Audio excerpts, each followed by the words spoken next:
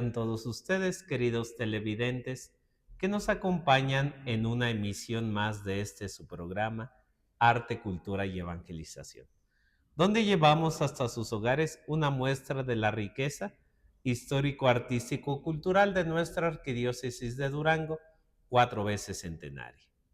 Estamos terminando el mes de marzo, un mes también dedicado a la vida.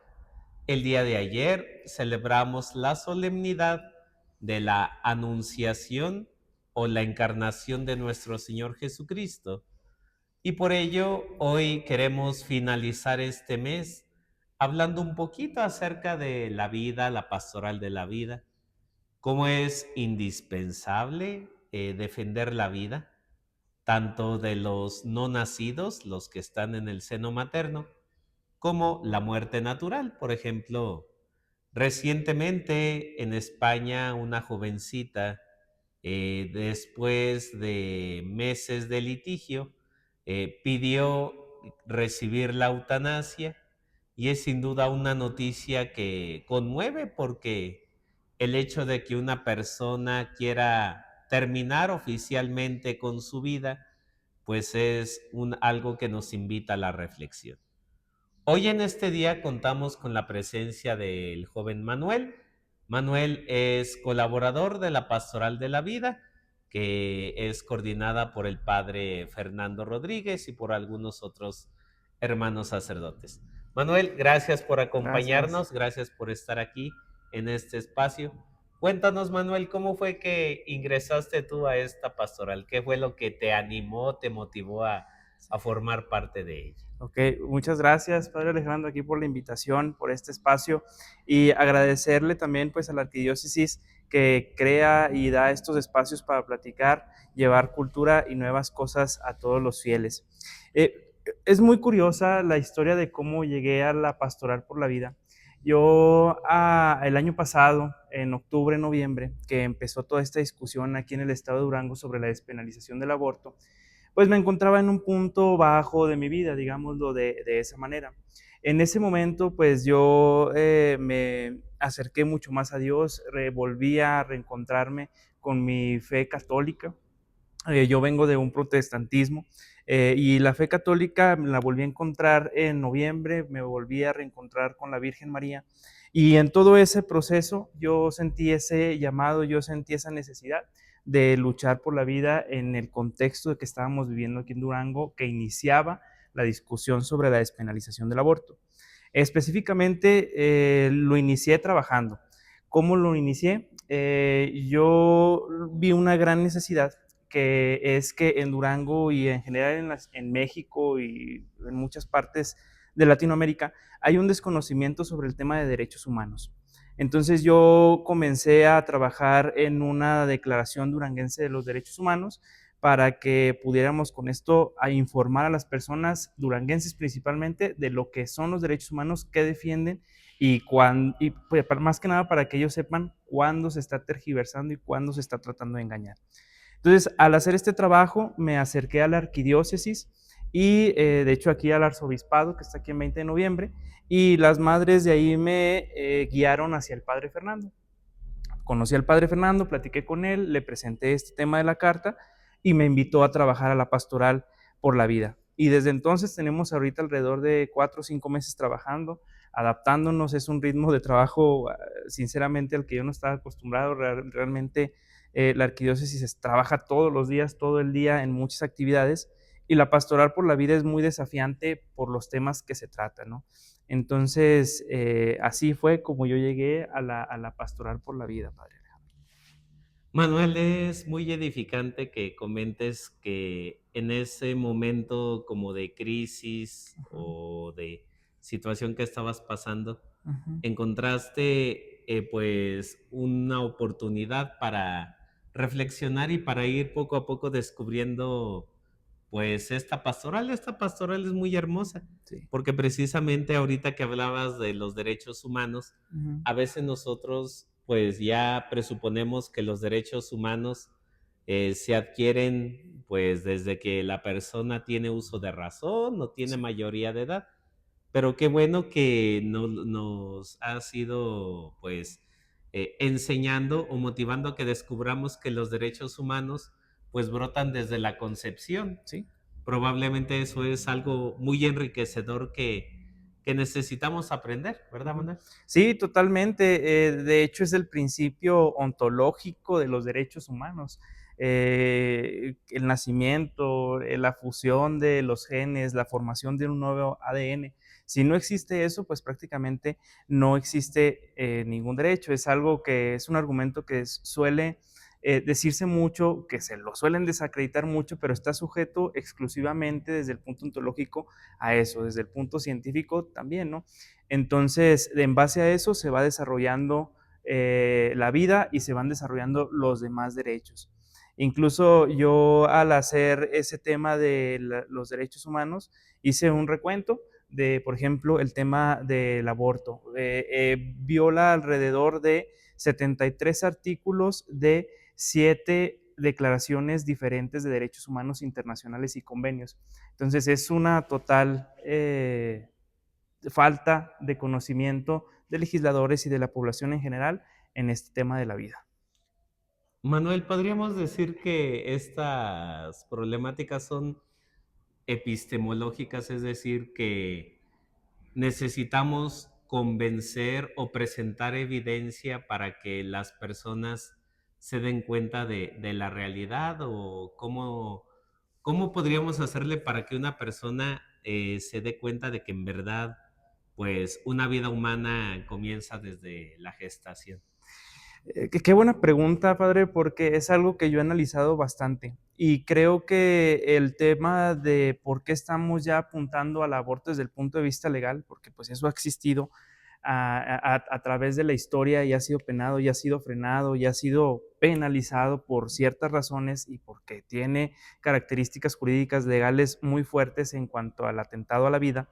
Pero yo creo que es un tema de que no se le encuentra valor y propósito a la vida cuando ya tenemos el raciocinio para vivir, ¿me explico? Sí, Y yo creo que esta ruptura viene principalmente en la adolescencia, cuando se está formando esta identidad.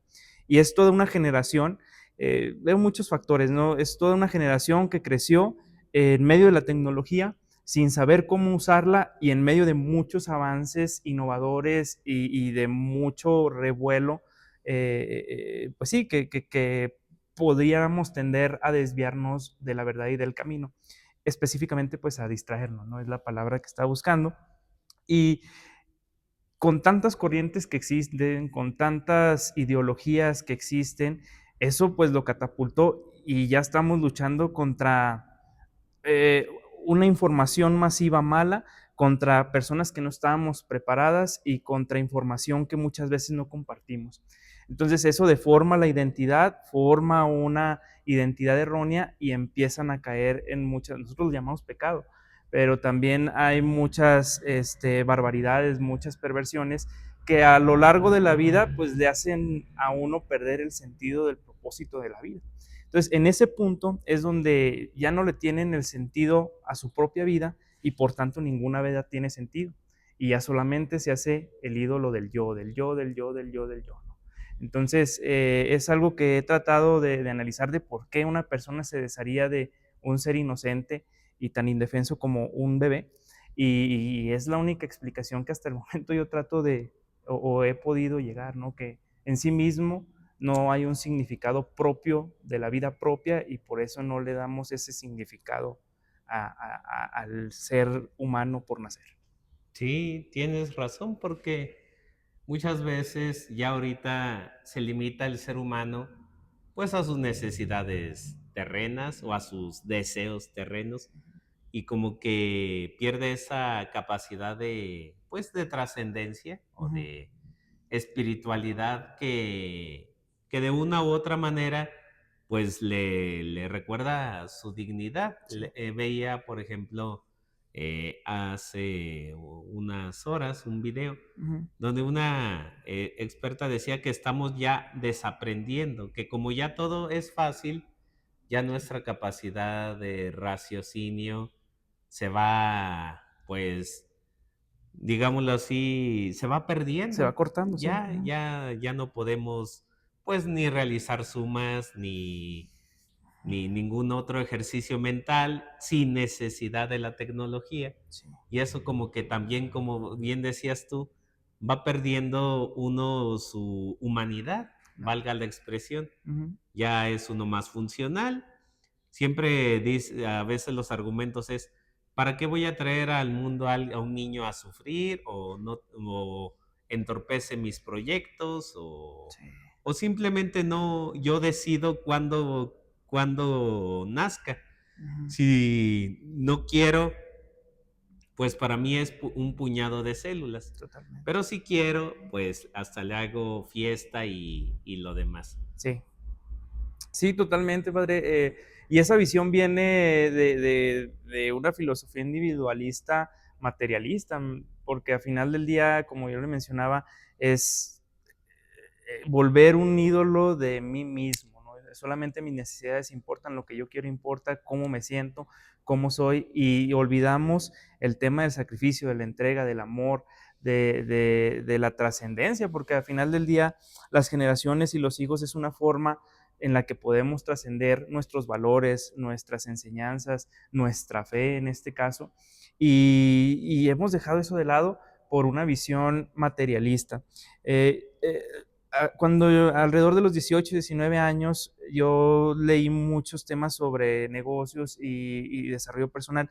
Y de allí viene mucho de esto, padre, de que yo primero mis necesidades, yo primero mi éxito, yo primero mi crecimiento personal y todo el mundo no importa, a tal grado que llegamos a este punto, ¿no? Porque es, yo obtengo mi riqueza de cualquier manera, de cualquier forma, pase por, o sea, hacer lo que se tenga que hacer y en ese proceso, pues se va perdiendo la sensibilidad hacia el otro, ¿no? Lo que nosotros, nuestro Señor Jesucristo nos dejó, que es amar al prójimo, ¿no? Primero que a nada. Entonces se vuelve este tema del materialismo, el ídolo y la forma de vida, y posteriormente, pues de forma en una completa desensibilización hacia el que tenemos a un lado, ¿no? Sí, sin duda es como una corriente muy, muy presente, Sí, que vemos que incluso ya hasta se busca enseñar a nuestros pequeños en las escuelas o totalmente. en los medios de comunicación. Ujú. Manuel, desde tu experiencia, ¿cómo has visto el acompañamiento? O sea, algunas luces que hayas visto en la pastoral de la vida, ¿cómo Ujú. has visto tú que aquí a nivel arquidiócesis la pastoral de la vida ha iluminado esta realidad?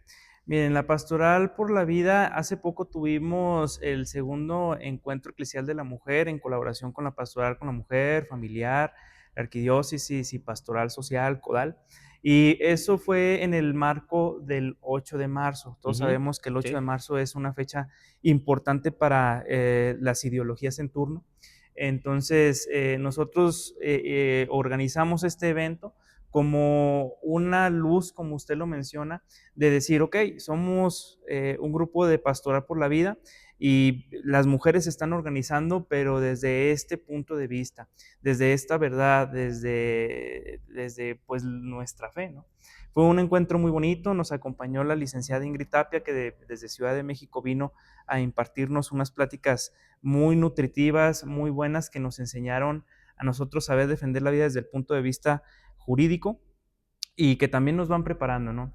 En la Pastoral por la Vida este año, pues también vamos a trabajar los 40 días por la vida, que es una actividad muy importante en la que se visitan hospitales, se hacen profesiones de fe públicamente y esto también mantiene a la gente expectante porque pues nosotros desde nuestra fe seguimos alzando la voz hacia la verdad, hacia la defensa de la vida y pues no vamos a dejar de hacerlo. Ujú. Gracias, Manuel. Y sobre todo, supongo que esta defensa, pues a veces pudiera parecer medio quijotesca, luchar contra molinos de viento, que es toda una estructura. Totalmente. Pero cuando uno tiene un soporte de una espiritualidad o de una fe fuerte, Ujú. pues permanece, Totalmente. porque a final de cuentas la vida pues es un signo de esa presencia de Dios y Ujú. probablemente por más que haya intentos de erradicarla, Ujú. pues siempre la vida de una u otra manera se manifiesta. Totalmente, padre. Fíjese que ayer escuché algo muy interesante. No he leído el libro, pero escuché este comentario de un apologista sobre el libro de San Agustín de la Ciudad de Dios. Sí, Él explicaba que en este libro se describe parte de la historia, al menos hasta donde llega San Agustín, como una lucha constante no de la iglesia contra el mal, sino de ese mal que quiere entrar al mundo contra la iglesia. Entonces me puse a ver, a analizar cómo realmente cómo se ha desarrollado la historia de la iglesia desde el siglo primero e incluso desde antes. Y sí, o sea, siempre ha habido una verdad, una práctica de fe, una práctica religiosa, una práctica moral, creencias, y que siempre han intentado atacar, ¿no? San Agustín lo llama la ciudad de Dios y la ciudad de los impíos. Y a pesar de todas las crisis y revuelos y problemas y todo lo que pueda haber, esa ciudad de Dios prevalece y es la que va a prevalecer hasta el final de los tiempos, ¿no? así es, Manuel. Ujú, Y probablemente ya, como decía el Papa Benedicto de feliz memoria, a lo mejor ya no será una iglesia triunfante o numerosa, probablemente será una pequeña comunidad ujú, o habrá una disminución, pero aún ujú. así prevalecerá. Sí, así va a prevalecer. Esperemos que sea lo contrario, padre. Sí, sí, sí, sí. Se ve como unas altas y bajas a lo largo de la historia de la iglesia. Esperemos que si podemos ponerle la última baja, pues viene el secularismo de Francia, etcétera. Y puede que si nos organizamos y si la iglesia plantamos cara realmente a estas ideologías, pues podamos traer de nuevo buenos tiempos al mundo, esperanza, fe, nuevas generaciones que crean en el Dios vivo en el que nosotros creemos. Sí, Manuel. Manuel, además de, bueno, del foro que se realizó sobre Ujú, la mujer y de los 40 días por la vida, ujú, ¿algún otro lugar donde puedan nuestros televidentes ujú. prepararse, conocer, no sé, o alguna actividad? Ok. Sí, durante el mes de septiembre y octubre Sí, vamos a tener un curso de bioética impartido por el presbiterio Fernando, en donde pues básicamente ahí vamos a abordar temas como el aborto, porque muchas veces la pastoral de la vida se cree que es únicamente el tema del aborto, ¿no? sí, pero es... Y es un mundo que si me pongo a explicar ahorita, pues me va a tardar unos 5 minutos, no tanto, pero sí me va a tardar un poquito. eh, Pero ahí desde la bioética se van a abordar temas sobre el aborto, la subrogación de vientres, la eutanasia, los suicidios, bullying, violencia familiar, madres solteras. La pastoral por la vida aborda muchos temas porque la principal tarea de la pastoral por la vida es luchar por la dignidad de la vida humana, per se, en todas sus sí, facetas, en todas sus etapas, y este curso de bioética va a abordar esos temas desde el punto de vista bioético, ¿no? Desde el punto de vista moral, desde el punto de vista ético y científico que se une en esta materia de la bioética. gracias. Ujú, Y probablemente todo esto va igual en sintonía ujú, con lo que se dice el Papa León ujú. quiere hablar algo de la dignidad humana, así Sí. desde el principio Ujú. lo ha resaltado, cómo es que ha querido defender la dignidad en un mundo cada vez más Sí, tecnologizado, que ya la IA ha querido reemplazar todo. sí. Ojalá que haya más difusión de pues estas catequesis o Ujú. todo esto que ilumina la connotación o la realidad que tenemos acerca de la vida. Sí, sí, es una cuestión muy importante, padre. Yo creo que aquí en la Arquidiócesis de Durango ha habido mucha buena voluntad de sacerdotes y de laicos en el sentido de impulsar este tema, ¿no? Entonces, la Pastoral por la Vida vamos a trabajar en impulsar estas catequesis en los decanatos, en las parroquias, y pues esperamos que los sacerdotes nos apoyen para hacer llegar toda esta información a los fieles, porque ellos son los que tienen que estar preparados, porque ellos son los que mandan a sus hijos a las escuelas, son los que batallan con el tema después de la homosexualidad, son los que batallan después con temas de la identidad de los niños, de que ya los molestaron, de que ya hay suicidios. Entonces, a ellos son a los que tenemos que preparar y darles esas razones para que defiendan su fe en su familia y en su entorno, ¿no? Ahorita que hablabas de eso, Ujú, de los niños, ujú. ya ves la noticia que tiene conmocionados a todo México de este jovencito que en un arranque acribilló a dos de sus maestras Sí. y que se denomina a sí mismo perteneciente a un grupo que se llaman incels, Ujú, que es célibes involuntarios, que sí. son jovencitos que se sienten rechazados o que no tienen una pareja y de que por tanto reaccionan así con mensajes de odio, de misoginia. Ujú, Sin duda que el valor de la vida debemos motivar a nuestros jóvenes a no caer en ese tipo de reacciones violentas ujú.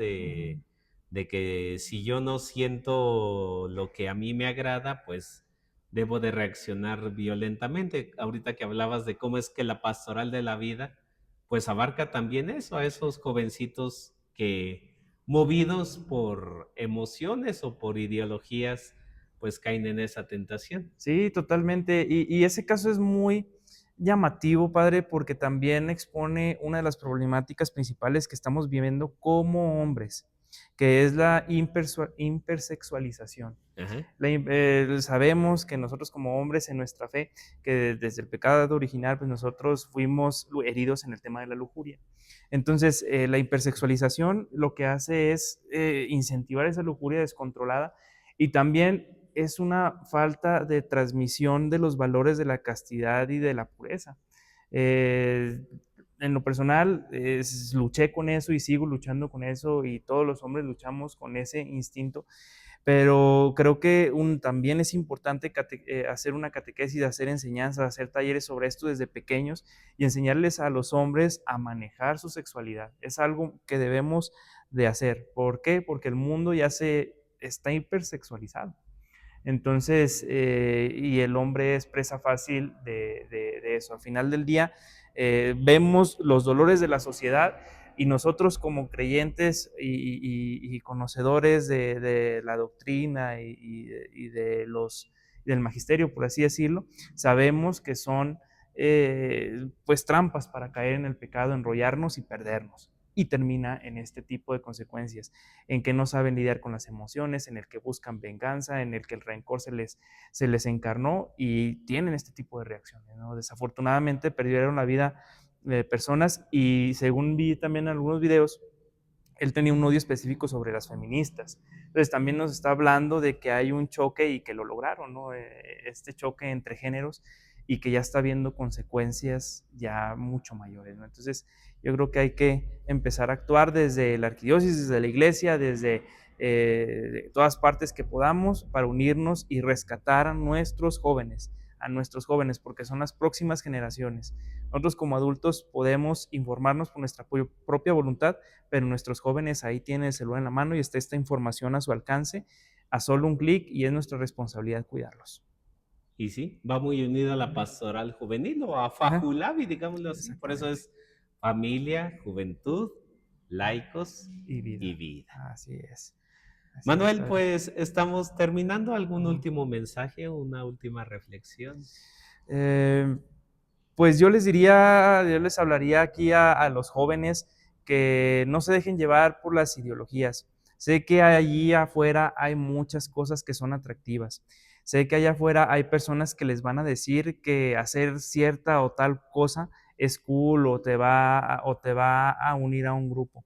Pero pongan atención a lo que escuchan, pongan atención a lo que ven, pongan atención a lo que los demás y las consecuencias que tienen de lo que hacen y acérquense a Dios. Desafortunadamente se ha vendido la idea, nos han logrado vender la idea de que acercarse a la iglesia, de que acercarse a Dios, de que acercarse a la fe católica es una carga y no es cierto.